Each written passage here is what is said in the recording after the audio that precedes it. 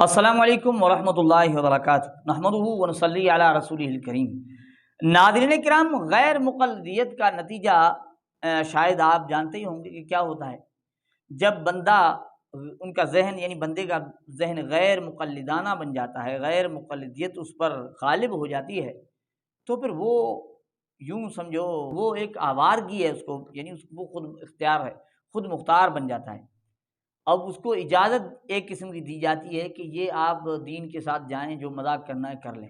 پھر آپ یوں سمجھیں کہ شریعت میں اس کو اختیار دے دیا جاتا ہے کہ بھئی اب آپ شریعت کے ساتھ جس طرح کھیلنا چاہتے ہیں کھیل لیں۔ تو غیر مقلدیت کا نتیجہ یہ ہوتا ہے، آپ کے سامنے بہت ساری مثالیں ہوں گی کہ غیر مقلدین کے ایک ہی یعنی یہ جو اپنے آپ کو جماعت کہتی ہے، اس میں کتنے فرقے بنے ہیں، کتنے افراد نکلے ہیں، ہر بندے کی بات اپنی ہے۔ یہ غیر مقلدین کی طرف سے آئے دن بڑے نئے نئے تحفے ہمیں ملتے ہیں، کوئی کیا کہہ رہا ہوتا ہے، کوئی کیا کہہ رہا ہوتا ہے۔ آپ نے دیکھا ہماری ویڈیوز کے اندر آپ کو بہت ساری چیزیں ملتی ہوں گی۔ آج بھی ہم آپ کو ایسی ایک چیز آپ کی خدمت میں پیش کرنے والے ہیں، لیکن ہم آپ کو یاد دلاتے چلیں۔ آپ دیکھیں غیر مقلدین کبھی کہتے ہوں گے وہی لڑکی سے نکاح کر، یعنی لڑکی نکاح کا خطبہ پڑھ سکتی ہے، اس طرح کی چیزیں آپ کو ملتی ہوں گی، ملتی ہے نا۔ عجیب مثال ہوں، کبھی کہتے ہیں کہ جنازہ نماز جو ہے نا وہ سرن پڑتا ہے، وہ میت کو گالیاں دے رہا ہوتا ہے، اس طرح سے کی بہت ساری باتیں۔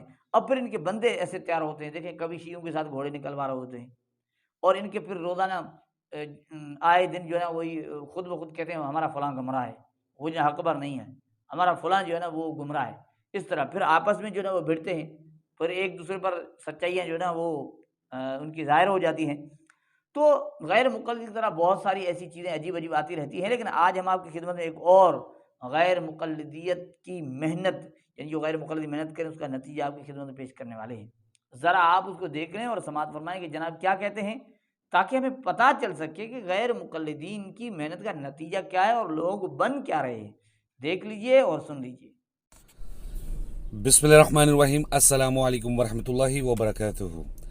میرے بہت ہی پیارے بھائی، انہوں نے مجھ سے سوال کیا ہے، کیا آپ اہل حدیث ہیں یا سلفی ہیں؟ اہل حدیث سلفی وہابی ایک ہی بات ہے۔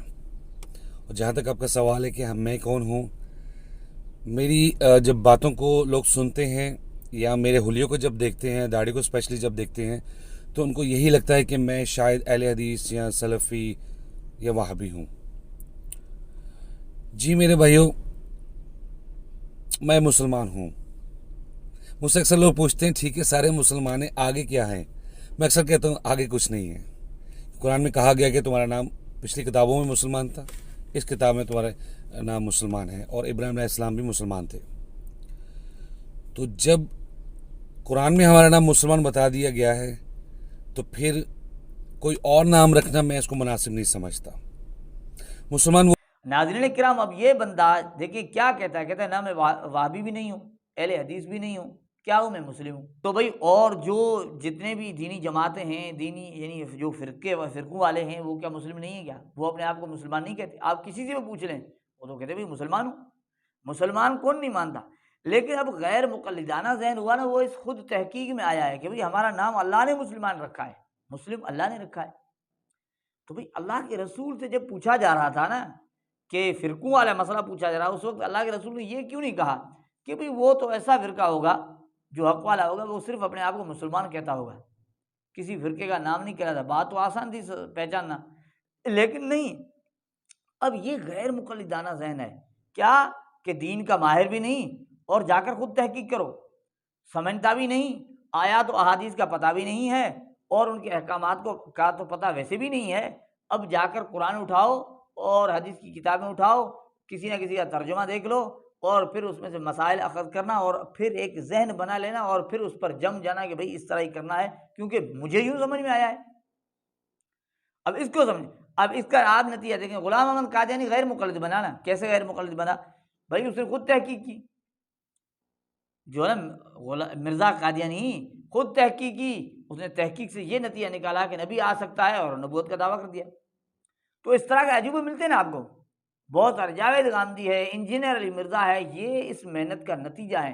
تو ناظرین کرام، غیر مقلدیت کی یہ محنت ہے، اس کے نتیجے میں ایسے بندے آتے ہیں، آئے دن عجیب باتیں سناتے ہیں، عجیب باتیں کرتے ہیں، اور پھر ہم کہتے ہیں کہ نتیجہ کیا ہے، یہ یوں کیوں ہو گیا، یہ فرقے کیوں بن رہے ہیں؟ فرقے اس لیے بن رہے ہیں جو دین کے ماہرین ہیں ان کی بات لوگ نہیں مانتے، اور خود کو ان سے ہوشیار اور خود کو ان سے زیادہ دین کا سمجھنے والا سمجھنا شروع کر دیتے ہیں، اور پھر اس سے یہ ہوتا ہے کہ پھر مسائل اخذ کرنا اور نئی نئی باتیں دین میں لانا،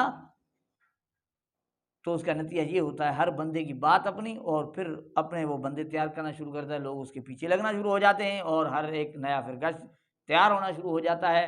پھر نتیجہ یہ ہوتا ہے کہ دین کا اصل حلیہ بگڑ جاتا ہے، شریعت کا مذاق بن جاتا ہے۔